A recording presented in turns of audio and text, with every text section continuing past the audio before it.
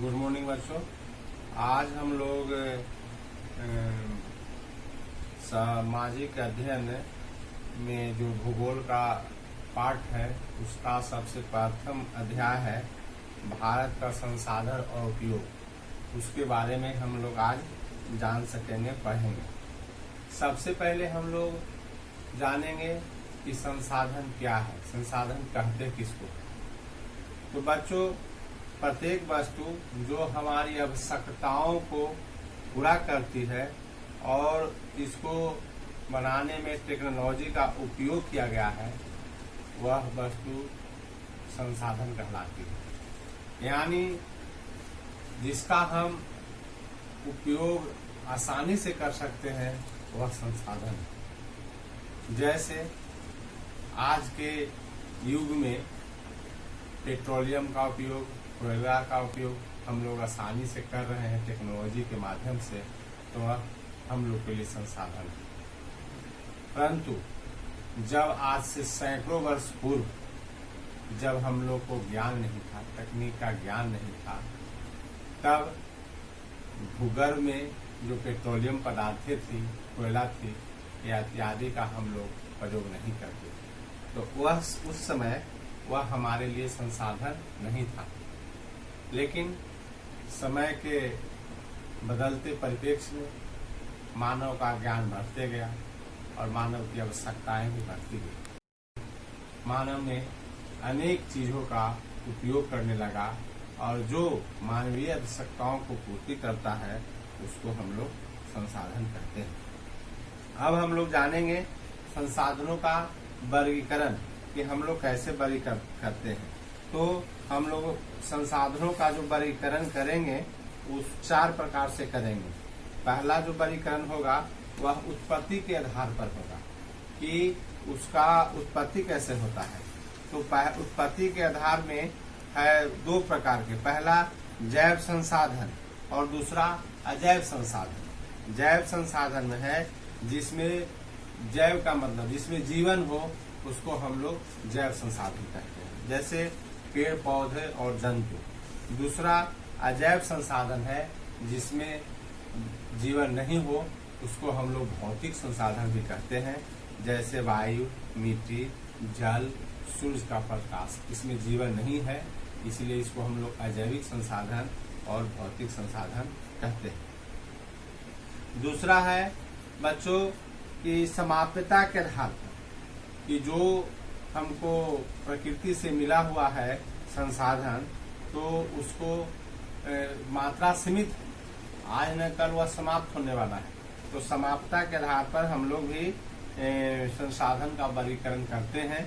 जिसमें पहला है नवीकरणीय संसाधन और दूसरा है अनवीकरणीय संसाधन। नवीकरणीय मीन्स यानी पुनः उसको हम लोग प्राप्त कर सकते हैं। यानी एक बार जब हम लोग प्रयोग करते हैं तो ऐसा नहीं है कि वह समाप्त हो जाता है, उसकी पुनः भी प्राप्ति होती है, उसको नवीकरणीय संसाधन कहते हैं। जैसे वायु, हम लोग प्रतिदिन उसको प्रयोग भी करते हैं और वायु पुनः प्राप्त हो रहा है। फिर जल भी है जो समाप्त होने वाली नहीं है। पेड़ पौधे है, यह नवीकरणीय है।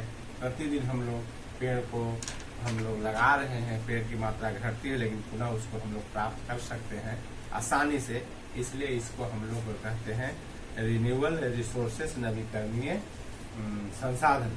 इसी में दूसरा है अनवीकरणीय संसाधन। यानी एक बार जब उसका हम लोग प्रयोग कर लेते हैं तो उसको पुनः हम लोग प्राप्त नहीं कर सकते हैं, और वैसे संसाधन को अनवीकरणीय संसाधन कहते हैं। जिसमें आता है जीवाश्म ईंधन है, कोयला है, पेट्रोलियम है, गैस।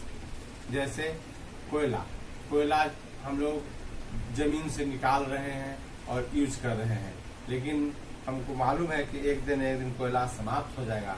हालांकि वह कोयला बनती है, बनने की प्रक्रिया है, लेकिन इसमें लाखों करोड़ों वर्ष बनने में समय लगता है और उसकी हम लोग आसानी से प्राप्त नहीं कर सकते हैं। इसलिए पेट्रोल भी वही चीज है। पेट्रोल भी हम लोग आसानी से नहीं बना सकते हैं, वह समाप्त होने वाली चीज है। उसको हम लोग एक बार जब यूज हो जाता है, जैसे हम लोग पेट्रोल मोटरसाइकिल में भरते हैं और जब एक बार उसकी समाप्त हो जाती है तो उसको पुनः हम लोग प्राप्त नहीं कर सकते हैं। दोबारा हम लोग पेट्रोल लेने के लिए पेट्रोल पंप ही जाना पड़ेगा। एलपीजी गैस जो हम लोग खाना बनाते हैं, एक बार जब सिलेंडर में समाप्त हो जाती है तो दूसरी बार उसको फिर हम लोग को लेना पड़ता है, इसलिए अनवीकरणीय संसाधन है। तीसरा है स्वामित्व के आधार पर संसाधन, माने उस पर किसका हक है, मालिकाना हक है, इसको कह सकते हैं। इसमें व्यक्तिगत संसाधन है, पर्सनल प्रॉपर्टी को कहते हैं। जैसे हमारे पास घर है अपना, हमारा अपना खेत है, हमारा कार है, मोटरसाइकिल है, तो इसको हम लोग पर्सनल प्रॉपर्टी कहते हैं, व्यक्तिगत संसाधन कहते हैं। दूसरा इसमें सामुदायिक है, अगर गांव में रह रहे हैं या किसी मोहल्ले में रह रहे हैं तो किसी समुदाय विशेष का उस पर अधिकार होता है, और वैसे को हम लोग कहते हैं जैसे गांव का स्कूल हो गया, अस्पताल हो गया, या सामुदायिक भवन आजकल बन रहे हैं जो उस गांव के लोगों का प्रॉपर्टी हो जाता है। मंदिर है भी या मस्जिद भी कर सकते हैं, यह सब समुदाय का चीज होता है और समुदाय की प्रॉपर्टी होती है। उसमें तीसरा राष्ट्रीय, मतलब सरकार की, जैसे सड़कें, नहरें, नदी आदि जब होती है, जिसको हम लोग सार्वजनिक क्षेत्र का भी कर सकते हैं, और उद्योग है सार्वजनिक क्षेत्र की है, या और रेलवे की संपत्ति है, या जो चीजें हैं वह सब राष्ट्रीय संपत्ति होती है। चौथा है अंतर्राष्ट्रीय, अंतर्राष्ट्रीय प्रॉपर्टी भी होती है, जैसे महासागर। तो महासागर में हम लोग अपन किसी भी देश का अपने तट से 200 किलोमीटर तक का ही क्षेत्र को वह संबंधित देश प्रयोग में ला सकता है, और 200 किलोमीटर के बाद का जो क्षेत्र का जो भी संसाधन होगा उस पर अधिकार अंतर्राष्ट्रीय संगठनों का होता है, अंतर्राष्ट्रीय लेवल पर होता है, इसलिए उसका स्वामित्व जो होता है अंतर्राष्ट्रीय होता है।